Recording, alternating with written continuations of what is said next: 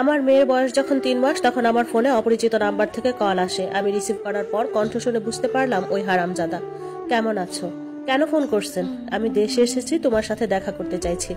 আমি পারবো না আপনার সাথে দেখা করতে, একদম ফোন দিবেন না আমাকে। আমি ফোন কেটে দিই। এরপরে অনেকবার কল করে, আমি রিসিভ করি না। 1 সপ্তাহ হওয়ার পর আমি চিন্তা করলাম আমার টাকা প্রায় নাই, হাতে মাত্র 800 টাকা আছে। দুধের বাচ্চাকে ফেলে আমি বাইরে কাজ করতে পারবো না। মেয়েটা আপাতত একটু বড় হোক, ওনার সাথে দেখা করি এবং যদি পারি কিছু টাকা নিয়ে আসি। উনি আমাকে প্রতিদিন কল দিত, কিন্তু আমি রিসিভ করতাম না। রাত 11টার দিকে আমাকে কল দেয়। আমি রিসিভ করে বলি, কি সমস্যা, কল দেন কেন? তোমার সাথে দেখা করতে চাই। কেন? তুমি আমার ফ্ল্যাটে এখন আসতে পারবে? রাত 11টা বাজতেছে, কিভাবে যাব? বলো কোথায় আছো তুমি, আমি তোমাকে নিতে আসছি। এত রাতে যাওয়া পসিবল না, সকালে আসবো। অপেক্ষায় থাকবো। সকাল হতেই আমি বাচ্চাকে আপার কাছে রেখে 2 ঘন্টার জন্য বের হই। ওনাকে ফোন করে গিয়েছি, উনি আমার জন্য ওনার বাসার নিচে দাঁড়িয়েছিল। 1 বছর বাদে ওনাকে দেখলাম। ওনার ফ্ল্যাটে আসার পরই উনি আমাকে জড়িয়ে ধরেন এবং বলেন, আমি দুঃখিত সবকিছুর জন্য।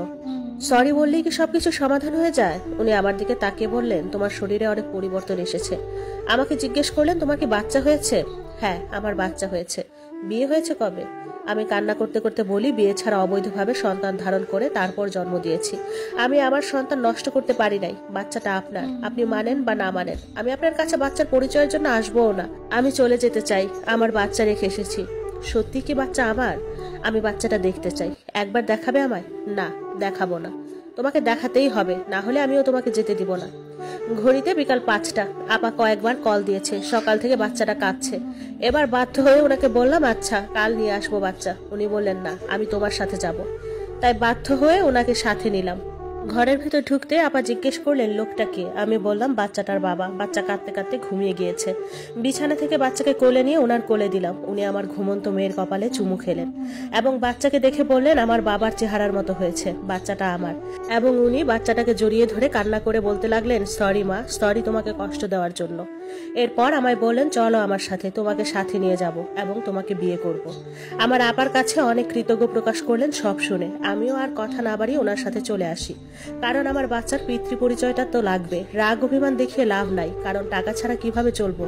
ওনার ফ্ল্যাটে চলে আসি। এখানে আসার 2 দিন পরে আপাকে দাওয়াত দেয় এবং সেদিনই আমাদের বিবাহ হয়। আমার কাবিন হয় 1.5 লাখ টাকা এবং সেটি উনি আমাকে দিয়ে দেয়। আল্লাহর কাছে শুকরিয়া, এত কষ্টের পর আমার সন্তান পিতৃ পরিচয় পাচ্ছে।